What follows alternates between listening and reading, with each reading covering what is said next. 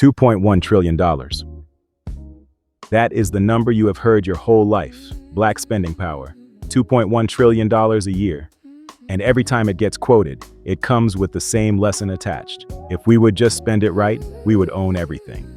Karen Hunter and Jemele Hill sat down and had this conversation, a real one, and on almost every point, they were right. But that number does not mean what you have been told it means. And the people who actually calculate it will tell you that themselves, in writing, in a definition nobody reads. Let me decode this for you.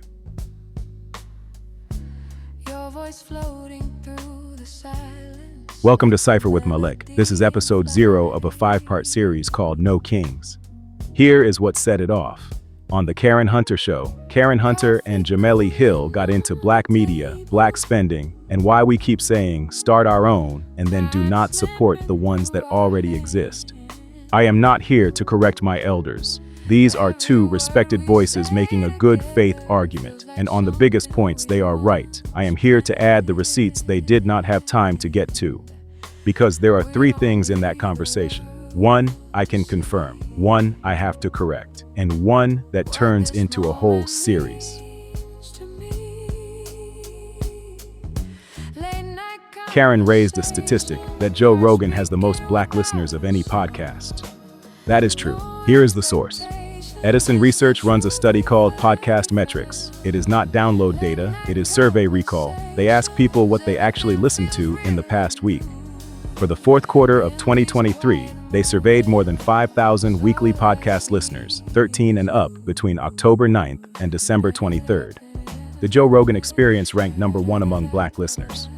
Now stay with the rest of that list because this is where it gets interesting. The Breakfast Club, number 2.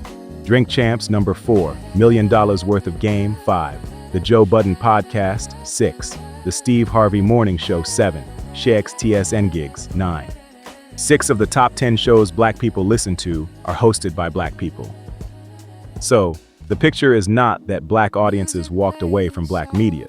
The picture is that the biggest show in the entire country is also the biggest show with us. And then stacked right underneath it in the numbers is us. One honesty note before we move. That ranking is from the 4th quarter of 2023. That is the last version of that specific list Edison released publicly. The current numbers, and the breakdowns by gender, sit behind a paid dashboard. So on Karen's point about black women being absent from those lists, I cannot confirm it from public data, and I am not going to act like I can.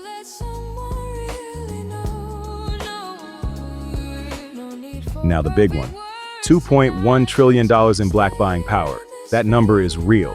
It is not a myth and nobody made it up. Let me tell you exactly where it comes from. The Selig Center for Economic Growth, University of Georgia, Terry College of Business. They have published the Multicultural Economy Report every year since 1990. Nielsen cites them. Everybody cites them. Every article you have ever read about black spending power traces back to one building in Athens, Georgia. And black buying power is projected at roughly $2.1 trillion for 2026. That part is accurate. Here is the part nobody reads. Selig defines buying power as total personal income available for spending after taxes. Then they add one line that changes everything. It does not include dollars that are borrowed or dollars saved in previous years.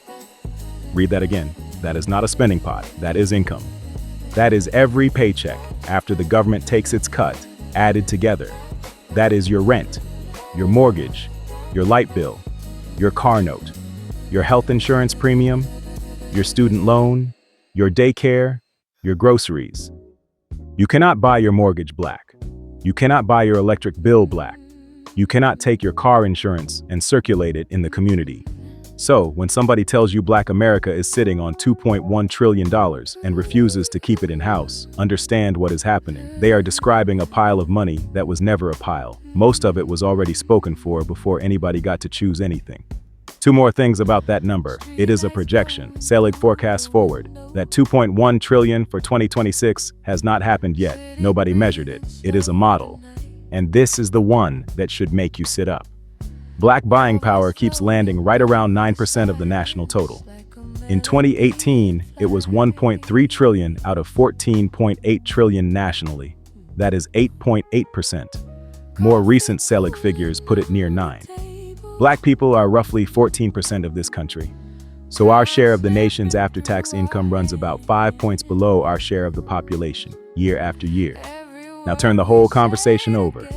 The story was never that black people spend too much money in the wrong places. The story is that the income base is smaller than it should be, and nobody circulates their way out of that. You do not budget your way to 5 missing points of national income.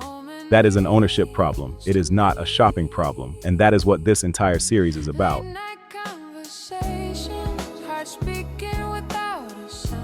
Now the turn. This is the part that made me want to build 5 episodes. When the conversation got to proof that it can be done, 2 names came up. Tyler Perry, Byron Allen, and those are the right names. 2 men who built empires from nothing, serving audiences Hollywood looked straight past. Tyler Perry owns his studio outright. Byron Allen owns his networks. Nobody handed either of them anything, and I am not taking 1 inch of that from them. But look at what those 2 examples have in common structurally. One man who owns everything. Extraordinary builders, also single points of failure.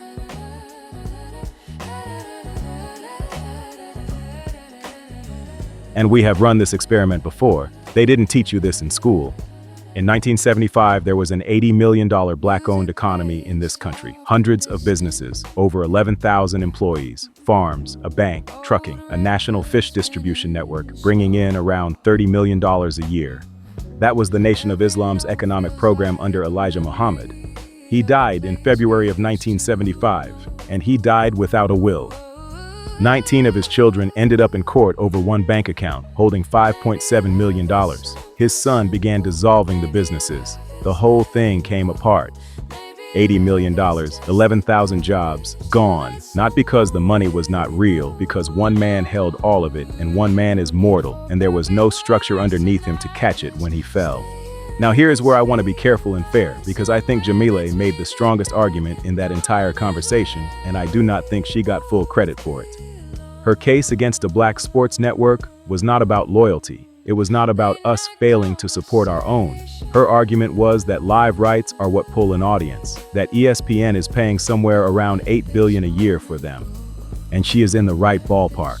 Disney reported $8.8 billion in sports programming commitments in a single year and is committing roughly $45 billion over 5 years. Her argument was that a network of debate shows would not survive. That audience habit takes years to break, that it needs deep pockets willing to lose money for a long time. Every one of those is a structural argument: capital, rights, institutions, time. She was not saying we cannot do it. She was describing exactly what it takes to build something that outlives the person who built it.